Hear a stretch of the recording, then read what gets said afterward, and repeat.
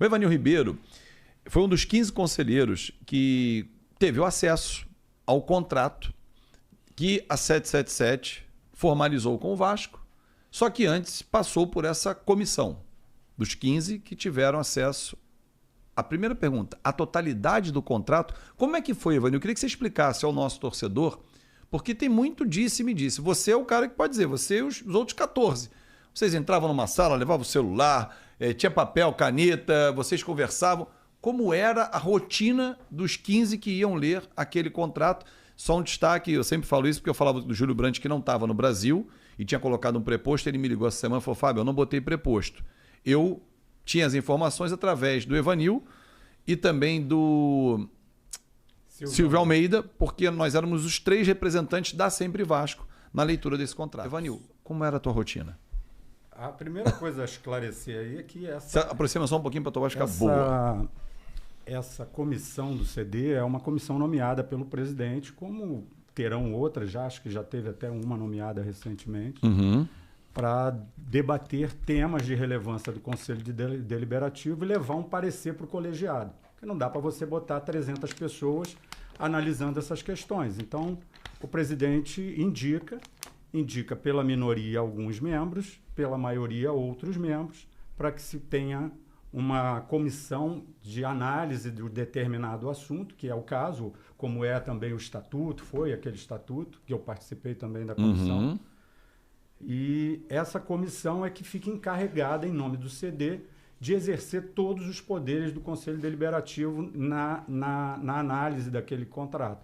Então, em função da confidencialidade do contrato, todos nós fomos obrigados a assinar um NDA, que é um termo de confidencialidade a respeito do que se estava tendo acesso à leitura. O que é normal nesse tipo de contrato. Absolutamente normal. Não é uma coisa, o Vasco fez isso. Não. Isso é normal, é a prática do mercado desse tipo de... Qualquer processo de M&A, você tem uma série de cláusulas de confidencialidade. Sim. Que você não coloca isso no mercado, e mesmo em empresas de capital aberto, você tem situações em que você abre aquilo que é obrigatório por lei e algumas questões você não traz a público.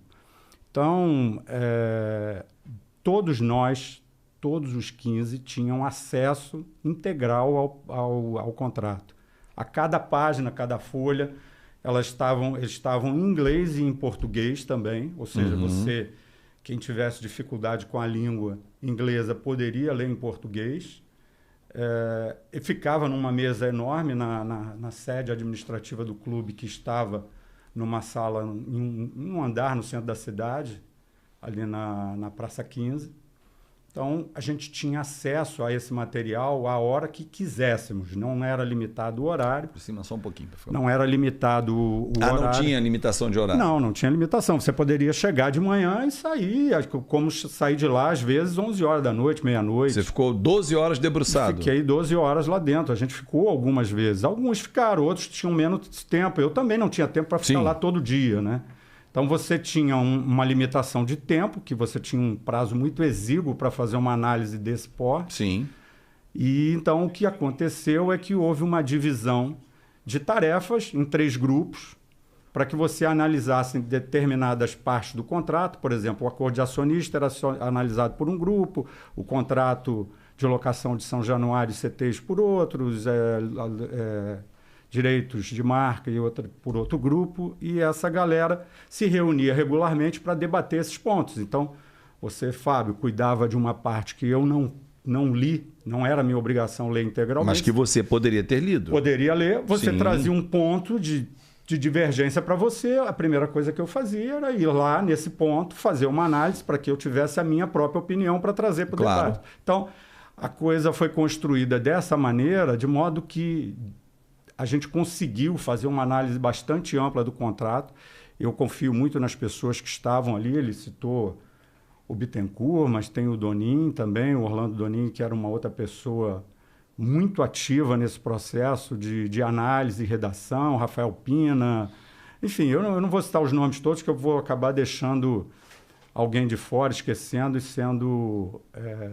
não sendo correto com todos. Mas, enfim, todo mundo fez um trabalho bastante atento, os debates eram amplos, e assim se construiu aquele relatório né, o parecer da comissão, que foi encaminhado para o Conselho Deliberativo e se tornou público através do site do clube. Aliás, até hoje deve estar lá, imagino. E você, por exemplo, o Evanil, quando vocês tinham essas reuniões entre vocês, cada um tinha a sua anotação. Sim. Aí, por exemplo, eu falava assim, na parte ali do CT que eu li, essa questão não ficou muito clara. Aí você se interessava e falava, vou voltar lá para ler também para ver o que é. Mas tinha um tempo. Assim, estabeleceu-se 20, 30 dias para que todos terminassem a leitura. Esse tempo foi suficiente? Por que eu te pergunto isso? Porque muitos torcedores falam assim, o Vasco correu com esse processo. Por que correu?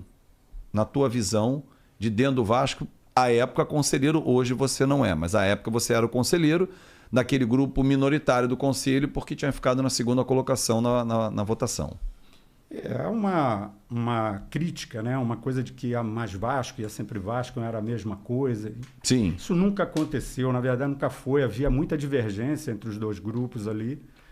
E o que havia, e aliás é o que nos une, nos traz aqui hoje, é vascainidade. Claro. Quem tem vascainidade olha para o Vasco com o interesse do Vasco. Claro. Né? Então não tem Sempre Vasco, não tem Mais Vasco. Então, nesse cenário, a gente fez uma análise do orçamento em 21 para 22, logo após aquele não acesso, né, que foi terrível. E quando você faz a análise ali de receitas, despesas, obrigações, depois de conhecer, né, que você está dentro da política, você lê balanço, vê balanço, discute balanço do clube, a minha visão pessoal, compartilhei com pessoas da Sempre Vasco, companheiros de dentro da Sempre Vasco. Você podia levar isso ao grupo?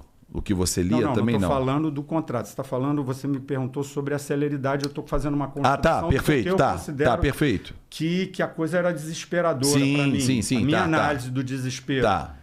Né, o Júlio faz, inclusive, uma apresentação para o Salgado de uma ideia, de uma pré-SAF em dezembro, já nesse cenário de que a gente percebeu que deu ruim.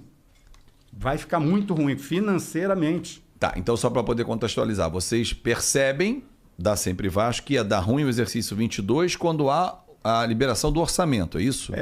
Porque o cenário de não subir, ou seja... O 21 permanece na segunda divisão. Permanece 22 na Série B. Tá. Né? Ou seja, você não vai ter incremento de receitas, com obrigações para pagar, com RCE fechado, acordo com o PGFN fechado, comprometendo boa parte dessas receitas. Sim. Né? Se caem esses acordos, por exemplo, se o Vasco não cumpre esses acordos, você sabe que os credores vêm para a porta. Né? Então é um tal de entrar com ação impugnando contas do Vasco e tudo mais, ou seja, a insolvência estava à porta. A nossa análise do grupo como um todo era essa. Então, esse era o cenário, a gente tentou ajudar, o Júlio foi buscar um meio de levar, fazer um aporte qualquer que fosse de capital para a gente poder sobreviver ao ano de 22, né? Porque Sim. Você tem que... É igual aconteceu ano passado. Pegou uma antecipação dos recursos, da coisa. Olha só, quando você dirige uma empresa... Se você tem um problema para ela sobreviver hoje, você resolve o de hoje. Depois você vai resolver o de 15, 20, 50 anos. Correto? Então, se você tem uma receita no ano que vem, o que adianta você ter essa receita se você morreu hoje? Então, sobrevive hoje. Você não chega até lá. Para chegar até lá. Então, é dentro desse cenário que você tem que sobreviver a 22. 23 você vai pensar depois. Vamos sobreviver a 22. Só que o Salgado já tinha uma solução pensada que era... de fato, constituir, com base na recém-aprovada lei da SAF... Que foi em agosto de 21, né, pelo presidente Jair Bolsonaro.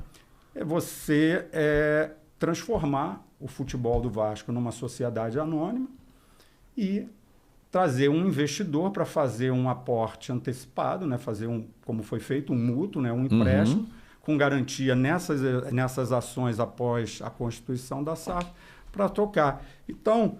Quando faz o primeiro acordo, né, ali o Salgado assina aquele mútuo, ali já dispara um relógio e uma corrida, porque o mútuo tinha que ser quitado até setembro. Então, já tinha uma obrigação. Você não tinha como...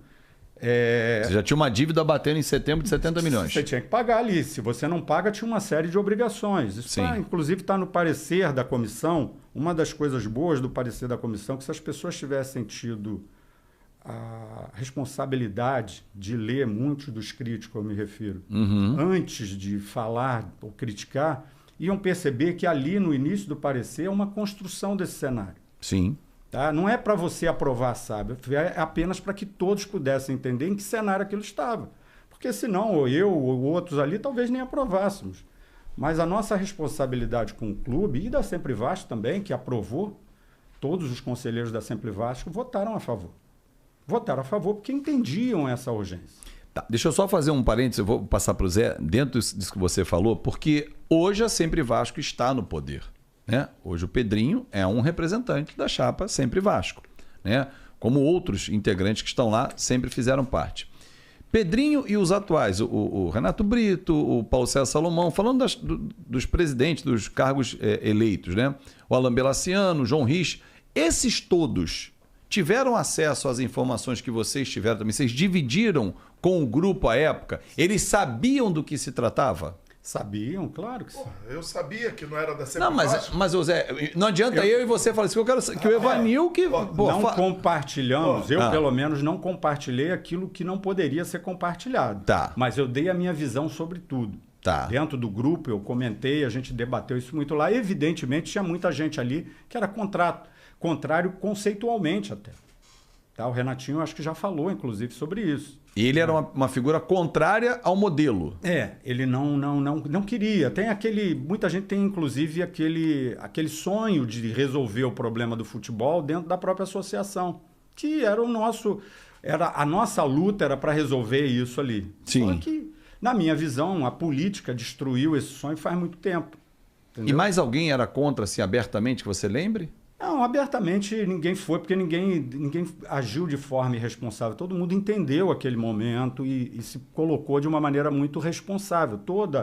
Todo o time. Mas tinha gente ali que era até dentro do grupo mais incisivo em relação a isso. Mas acabou sendo um voto vencido. Acabou sendo um voto vencido ali e votou a favor nessas circunstâncias, porque a gente fechava a questão dentro do grupo e votava. Eu estou falando isso até para que essas pessoas que hoje, de repente, venham a se manifestar, se entenda que elas não eram a favor por isso. Muita gente, o Eduardo Cassiano, por exemplo, é uma pessoa que era do grupo e ele sempre reclamou da celeridade com que isso era feito. E, enfim, ele não entendia, não entende até hoje. E aí, voltando na celeridade, você entende que a celeridade se dava pelo momento financeiro? Eu entendo que sim. O momento financeiro era muito ruim, né? Tanto é que esse aporte de 70 milhões, esse mútuo que foi feito em fevereiro, era para durar até junho. Em maio já começou a bater pino ali, já começou a atrasar salário de novo, direito de imagem, um monte de coisa.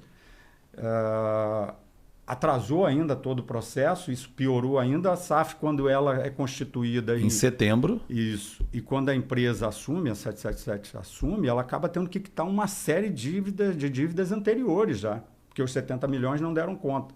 Então já deu dívidas com o elenco mesmo, né? Pagar salários e uma série de coisas. Ou seja, chegou botando em dia, né, Zé? Chegou botando em dia, ou seja, a ideia era chegar ali em dia, mas não chegou.